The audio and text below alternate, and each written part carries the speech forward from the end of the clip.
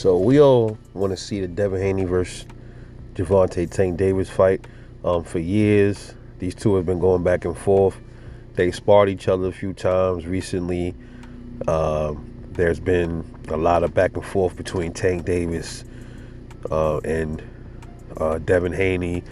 There are people, Bill Haney, various podcasts, things like that. So Tank, at one point, before Devin fought Kambosos, he said he wanted to fight Devin after he fight Kambosos.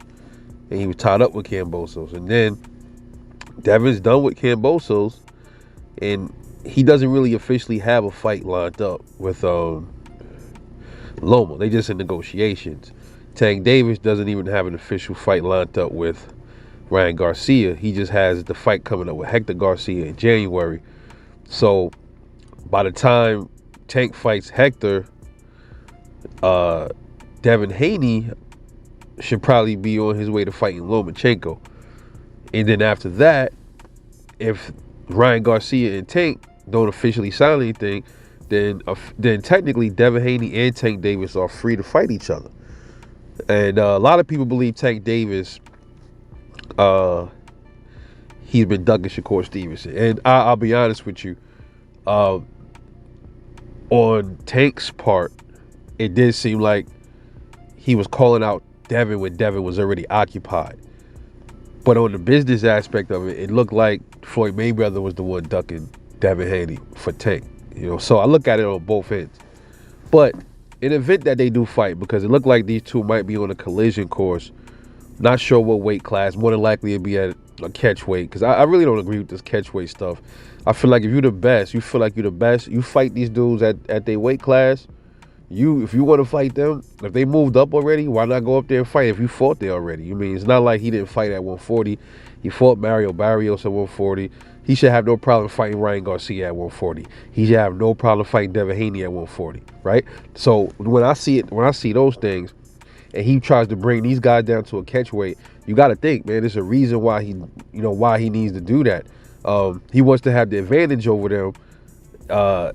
And you got to ask yourself, like, if you got all this punching power and this skill set, why does the 3 or 4 pounds make a big difference? Ain't nobody talking about that. I don't hear nobody talking about that. But let's just say, hypothetically, these two did end up fighting. A lot of people believe Tank Davis is going to knock Devin Haney out. They call him chinny and stuff. He has no power. Tank said Devin has no power to keep him off him. Well, I'm going to tell you what I think is going to happen in that fight. There's two things that I think is going to play out in that fight. Now, Tank has punching power. He has punching power. He can also box. He has great ring IQ as well. So he's like a well-balanced fighter, damn near, right? Only thing Tank really doesn't have that good, I don't think he has a really, really good jab. His jab is nowhere near on the level of Devin Haney's jab. You can take the analogy of a bull versus the Matador and the bull. A bull weighs 3,000 pounds. Matador is 150, 160 pounds, soaking wet. Obviously, the bull has more power than the Matador. So in this instance, Tank Davis will be the bull, and Devin Haney will be the Matador. Okay, so Tank says Devin doesn't have the power to keep him off him. So what that's telling me is Tank more than likely feels like he's going to go in there because he doesn't respect Devin Haney's power. He feels like he's going to go in there and just walk Devin Haney down. The bull doesn't respect the Matador. He's trying to charge the red cape. But obviously the Matador doesn't have the power of a bull. But the Matador knows how to keep that bull off of him. So Tank Davis saying that Devin doesn't have the power to keep him off him that's a flaw. That's a flawed logic to have, because quite contrary, Devin Haney does have something that can keep Tank off him, and that is the jab. Devin's jab is the key to that fight. So the way I see this fight playing out, it's not going to play out like everybody think it is. People think Tank just going to go in there and walk Devin Haney down. Granted, Devin does get hit. Everybody gets hit. Tank gets hit. Devin gets hit. But the thing is that Tank can take people's punches. Devin can't. That's the thing that people say. I disagree with that. Shit happens. I've seen Tank rattled a few times. I think Barrios hurt Tank.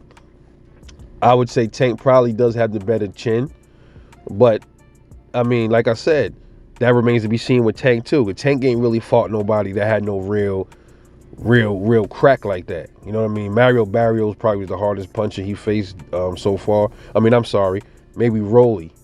Rolly rattled him. He took Rolly's shot. He took Isak Cruz's shot.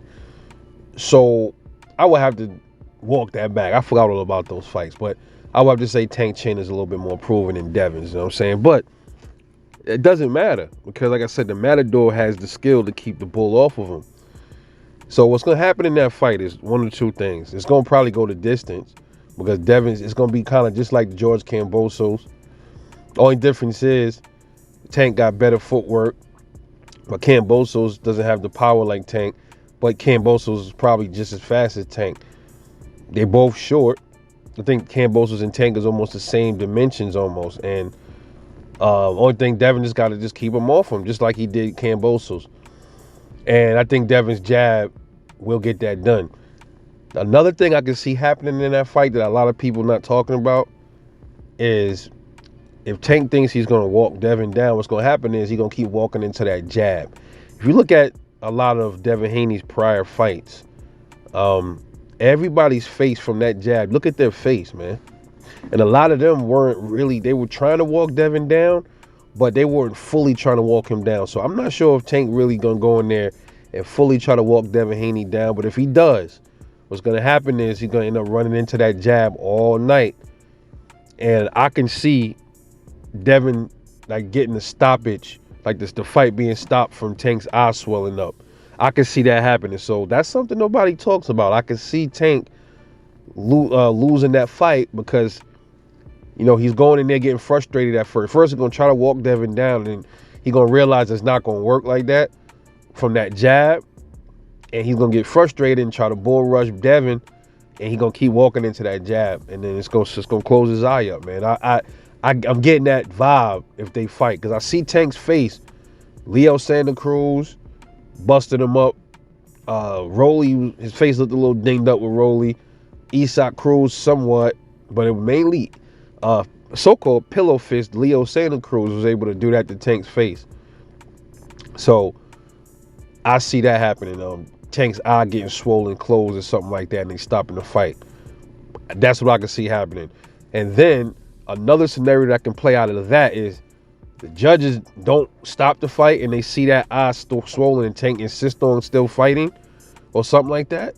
I don't think that'll really happen, but if I can see that being like a third possibility. And then Devin goes in there and just keeps hitting him and pot shotting him until he fuck his eye up even more. And I can see Devin could possibly stop Tank that way, man. Y'all not thinking. See, I keep thinking about this power of Tank. But y'all gotta start looking at it other ways. So my prediction, and it's pretty much a prediction tied into this video, as if the fight was official. My prediction is Devin Haney, 12th round decision. That's my prediction for that fight. Worst case scenario, the fight gets stopped, early stoppage or something because Tank's eye gets closed up. Or a very unlikely scenario that nobody really can imagine is Devin stopping Tank because his eyes so shut, he gets on the ropes and Devin just start hitting him and just tearing that eye up, just letting loose on Tank. Because Tank don't know where his eyes fucked up, he don't know where he at, and they stop the fight. But nobody see that. Only thing that Tank has that can keep Devin off is his power. That Tank's jab is not going to keep Devin off of him, though. I don't believe that's the case at all. You know, Tank's jab ain't going to really reach Devin that much, man. He's going to be able to evade that jab because his arms is shorter. So I look at it this way, man. Y'all got to think, man. I mean, I could be all the way wrong with this, but those are very strong possibilities. But even though overall I got Devin Haney winning by decision, that's just what it is. But anyway, let me know what you think. This is your boy, Rebel Life Boxing. Catch y'all later on the next one, and I'm out.